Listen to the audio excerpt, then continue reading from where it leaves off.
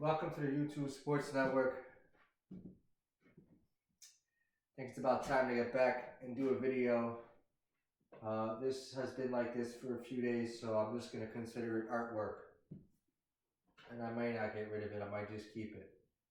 No, I have to erase this. I want to use this as the visual aid. I think it is. Unless the whole room is like this, then no, I have to erase this so I can actually do some more stuff. Because I would like to be more interactive and write some stuff on the board. So as you guys are like scrolling through the video, I will have, you'll be seeing that there's like additions made to the board, not just a still shot. All right. The point of this video is going to be about. I'm going to make 3 points, 3 topics. It's going to be about Jameis Winston with the Giants in his last game against Detroit. It's going to be about Wan'Dale Robinson, and it's also going to be about the Jets. I got to talk about the Jets. It's going to be a New York theme episode or topic discussion. It needs to be said. First of all, New York sports. Why are New York sports mediocre? Why are New York football sports mediocre? Why is it that New York teams year in and year out have to field a team that doesn't put together many wins? I'm very confused by every season coming and going, and the Jets and the Giants are near the bottom of the league. I mean, it's not like one team can spend more money than the other. First off, I think maybe what they should try to do is listen to what's happening and change the turf. I'm not saying that's why they're a bad team. I'm just trying to change a variable. Maybe change the turf. There are some injuries that happen there that are unfortunate, and it's terrible. There's been enough examples of it, enough occurrences of it, for it to now be considered something serious in an urgent manner. Do yourself a favor and change the turf. Stop with the shit. I don't know. Are people deterred from going there? Not quite. I mean, Brian Burns is there. He's doing really well. I mean, listen. I don't know. The Giants. I want to figure out why they lose. Like something about the Giants, because they show flashes on both sides of the ball. Not like the Jets. The Jets rarely show anything offensively. Forgive me if I'm going to beat them up a little bit, but I'm almost like speaking from like a Jets fan point of view. If I was to take that spot for just a moment. Just to say, I want to feel what they feel. It's sad. The organization is doing them a disservice. They have not had a winning season since when?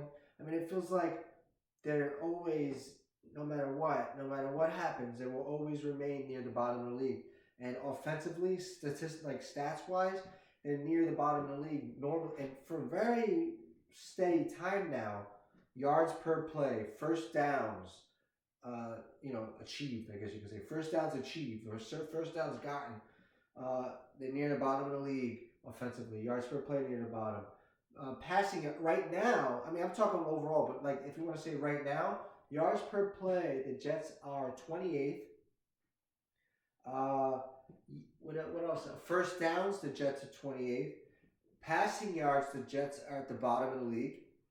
Rushing yards, I think they're top 10, like 7th or 8th.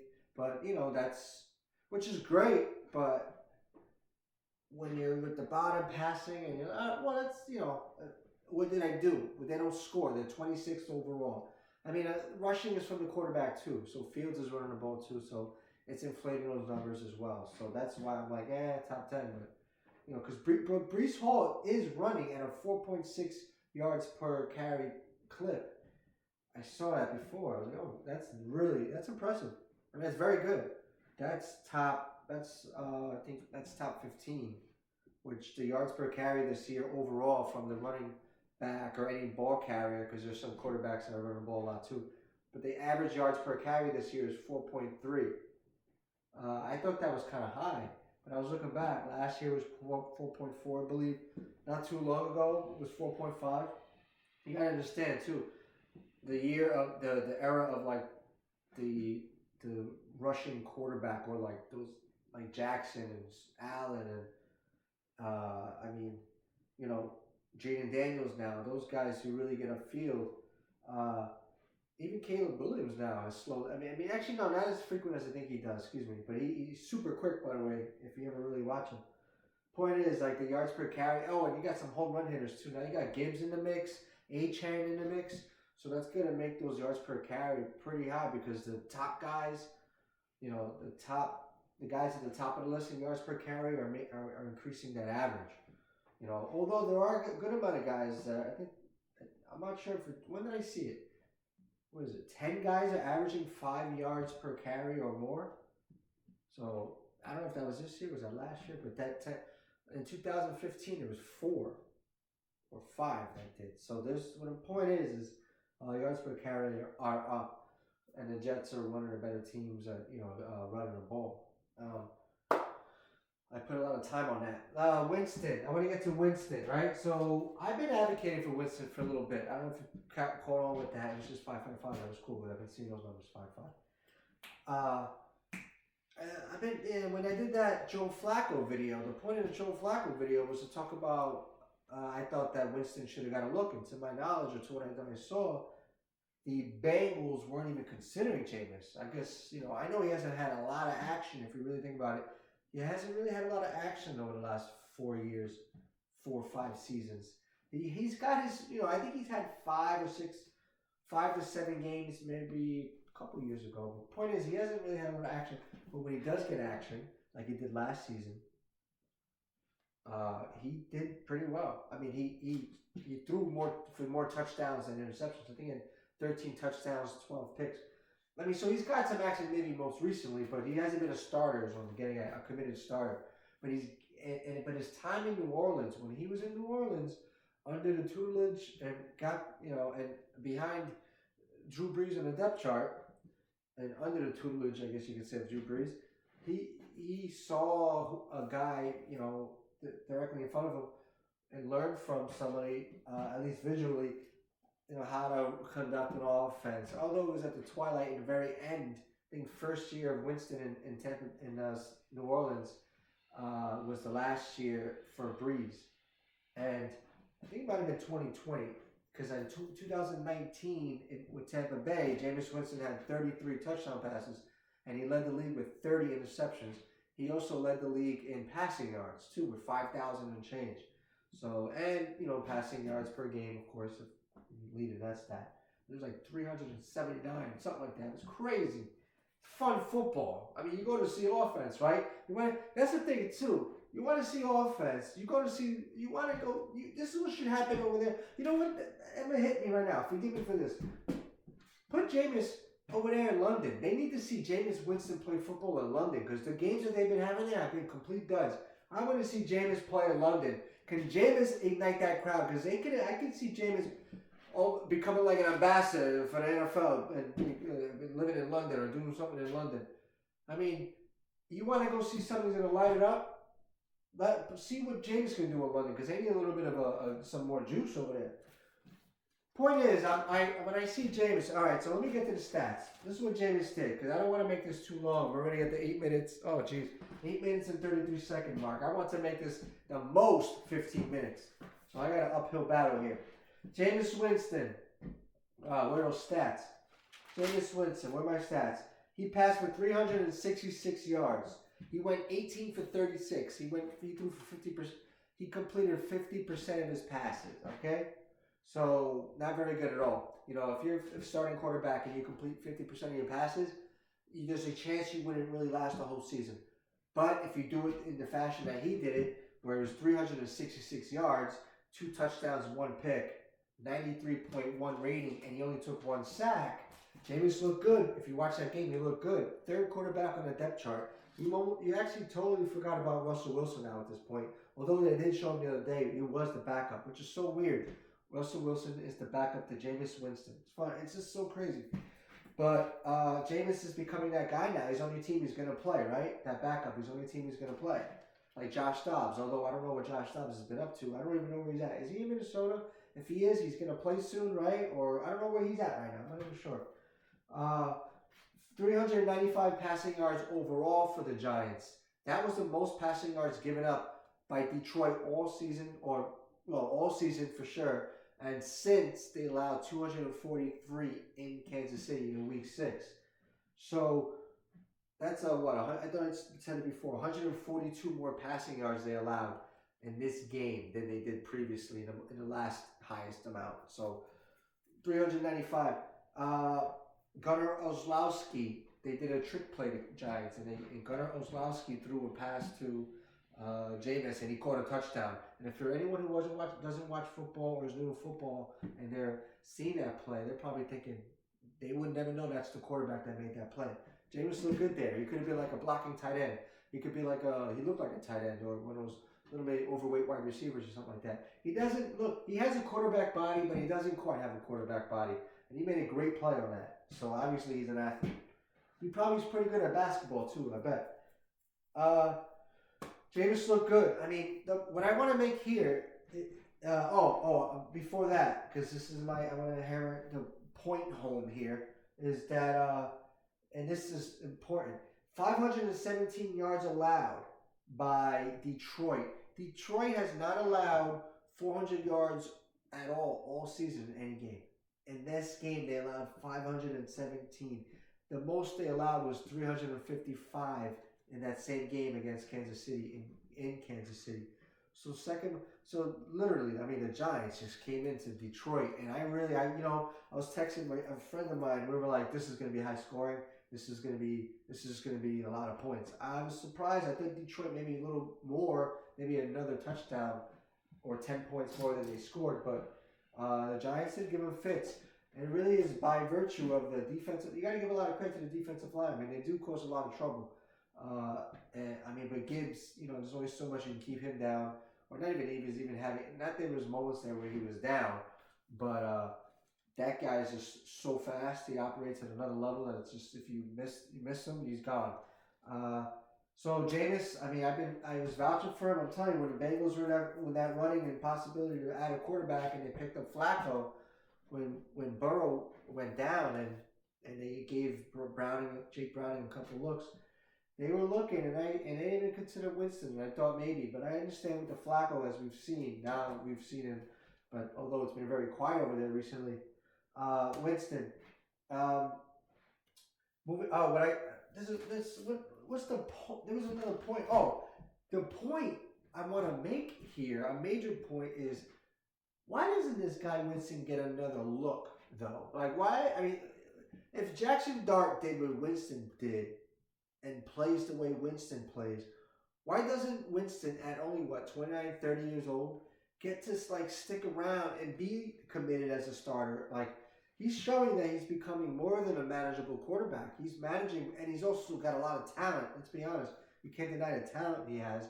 And now he's evolving personality-wise and role in the NFL. Winston needs to get an opportunity somewhere to start and, really, maybe, I don't know how they can do it, but they can do it. He can do it.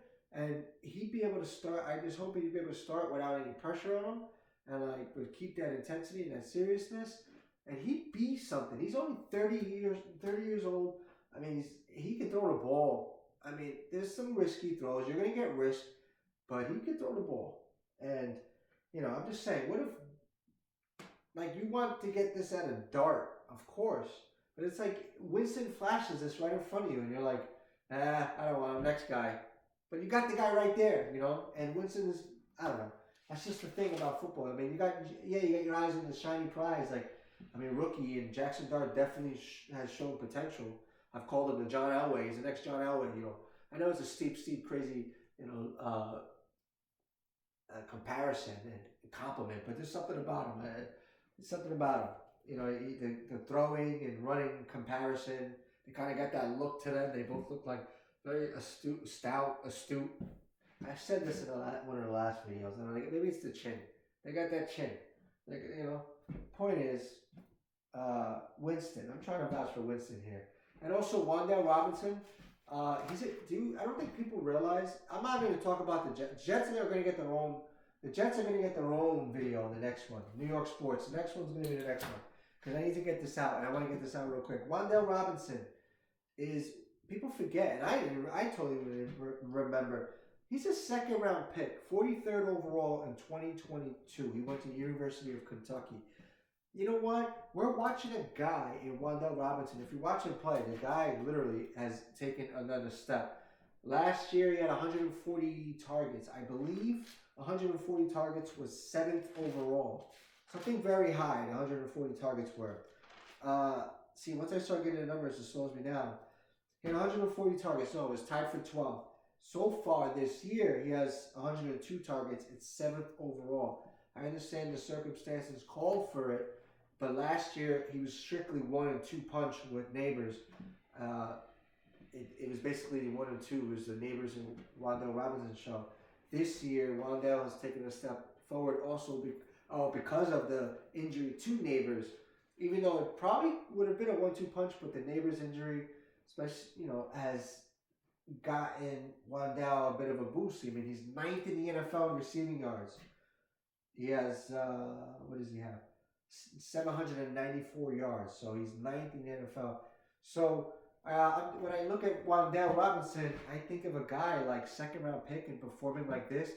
Now he's starting to stretch the field and get down the field and make very acrobatic catches. He's a 5'8" guy, so his range, he doesn't have a lot of range, but he is snatching these things athletically out of the air and making a lot of plays downfield. I remember always thinking, damn, Wan'Dale Robinson, he catches the ball and it's like 8 yards, 9 yards, and he's down right there.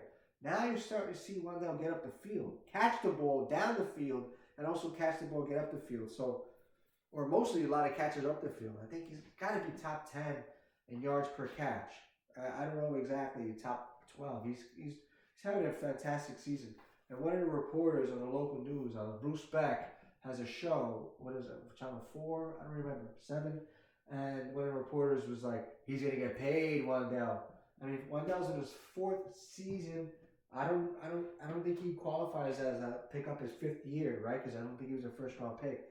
Which I think after the 3rd NFL season, when a rookie enters the NFL and they're a first-round pick, after their 3rd season, you have to make a decision if you're going to pick up their 5th year option. So, if I'm not mistaken, that's what it is. And Wan'Dale was a second-round pick, so it doesn't apply there, to my knowledge. But Wan'Dale, I think of him as a second-round pick, and I'm seeing him making plays. I'm like, this guy would be doing this anywhere, huh? This isn't like just an opportunity thing. Wan'Dale would really be tearing up for any other team he played for, I think. Or at least some other teams out there would be using him like this. So, and he'd be having great games like this. So, maybe Wan'Dale really is that dude. I mean, he's 5'8" and 185. He's pretty solid, but the guy's really elevated and is at another level right now. And he most likely is going to get paid. I wonder who's going to pay him. I don't think the Giants are going to pay him. Someone's going to pay him. I don't think the Giants, maybe they do. I am sure they have some money. They do have a lot of money to give, I'm sure. But although, I'm not even going to the financials. That'll be a whole other thing. Point is, I want to know what he gets paid or where he gets paid if the Giants are going to pay him. I don't think so. So I'm going to move on to the Jets on the next video. But that's my point on the Giants. Wan'Dale elevated, and it's true, he is going to get paid. I just had to give him a shout out because the guy really is looking really good, playing really well. And Winston, come on. What if you're getting right now in front of you, if Jackson Dart did what Winston did, we would be talking, they'd be praising him. Although I'm sure Winston's getting a lot of love. I haven't even been looking. I'm just saying. I'm not complaining, I'm just saying. All right, thanks for listening. I'm going to shut this down. It's just about the 19-minute mark. I'll talk to you guys soon with a video on the Jets. Take it easy.